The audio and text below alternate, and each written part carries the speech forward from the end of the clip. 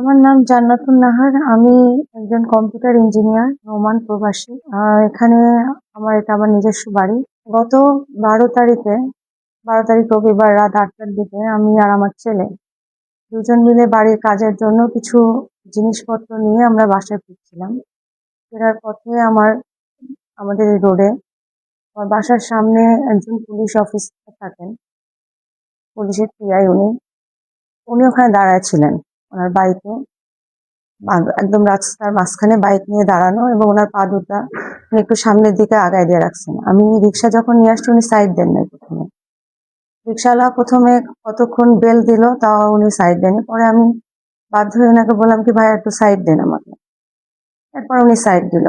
Side দিয়ে যখন আমি আমার বাসার সামনে আসছি, বাসার সামনে আসার পরে উনি বলছে যে যেহেতু আমার বিল্ডিং এ কনস্ট্রাকশনের কাজ হচ্ছে, আমি যেহেতু আর্লি বের হয়ে গেছিলাম, এই জন্য মিস্ত্রি দিয়ে আমি ওগুলো ক্লিন করে যেতে পারি নাই।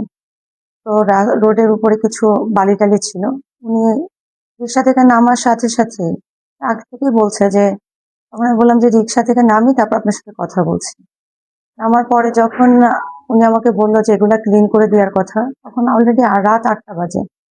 আমি ওনাকে বললাম যে এখন তো রাত 8টা বাজে, এখন তো কোনো লোক নাই, আমি কালকে সকাল হলে আমি এগুলো সব ক্লিন করে দিব বলে আমি বাসার দিকে আসবো। আমার হাতে টাইলস ছিল, আমি টাইলসের দোকান থেকে আসছি।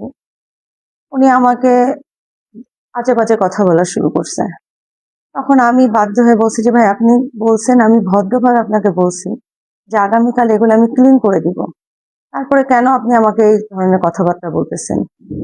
এরপরে কন্টিনিউয়াস উনি উল্টা পাল্টা কথা বলতে থাকছে। কথার মাঝে এক সময় হঠাৎ করে ওনার ওয়াইফ এসে আমার পিছনে চুল ধরে টেনে নিয়ে আমার ছেলের সামনে, আমার ছেলে আজ পর্যন্ত আমাকে কখনো কোনো জায়গায় অপমান অপদস্থ তার সাথে ঝগড়া করতে কোনো কিছু করতে কোনোদিনও দেখে নাই, কারণ আমরা বাইরে থাকি, আমরা এখানে কিছুদিনের জন্য মাত্র বেড়াতে আসি। আমাকে টেনে নিয়ে যে এটা আমার বাবার রাস্তা, এখানে কেন বাড়ি করতে আসছিস, এখান থেকে বের হয়ে যা, যা না বলা যায়, আমাকে চড় থাপ্পড় যা মারা দরকার। আমার ছেলেটা প্রথমে অপ্রস্তুত ছিল, ও তো আসলে এনভায়রনমেন্টে মানুষ হয় নাই, ও বুঝেও না যে এখানে ওর মাকে একজন করতেছে ফিজিক্যালি, ও কি করবে। ও প্রথমে দাঁড়ায় ছিল, ও হঠাৎ করে এরপরে ঢুকে যে ও মার খেয়েছে ওদের মধ্যে, তারা হাজবেন্ড ওয়াইফ দুইজনই। এরপরে আমার শাশুড়ি সিসি ক্যামেরা দেখে, উনি এখানে বসেছিলেন, উনি হঠাৎ আওয়াজ পেয়ে সিসি ক্যামেরা দেখে দৌড়ায় যে, তারপরে ওরা ওরা আমাকে ছাড়ছে। তো আমি এটা তো খুব অবাক হয়ে গেছি যে একটা সামান্য বালি ফেলার বিষয়, এই বালি ফেলার বিষয়টার জন্য কেউ কারো গায়ে হাত তুলতে পারে, এটা আসলে আমার ধারণা ছিল না।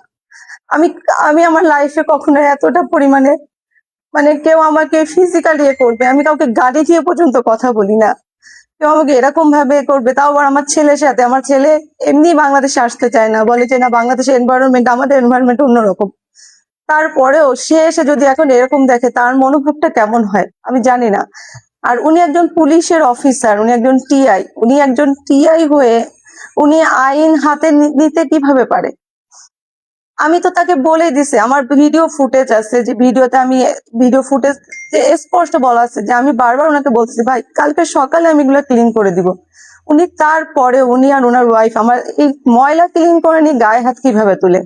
এটা কোন আইনের আওতায় পড়ে? আমি এটা এই বাংলাদেশের আইন প্রশাসনের কাছে আমি প্রশ্ন করতেছি, এটা কোন আইনের আওতায় পড়ে যে একজন টিআই তার ওয়াইফকে দিয়ে সে আর তার মিলে আরেকজনকে সে মারতে পারে? এই ক্ষমতার উৎস কি আপনি কি কিছু বলতে পারবেন? এই ক্ষমতার উৎস কি আমার কোনো ধারণা নেই। আমি গত 20শে জুন আমি বাংলাদেশে আসছি। ওই 20শে জুন থেকে এই 12ই জুলাই পর্যন্ত তাদের সাথে ওই দিন আমার ফার্স্ট দেখা। না তাদের সাথে আমার কোনো কথা কাটাকাটি, না কোনো কিছুই না। আমি জানি না এটার উৎস কি।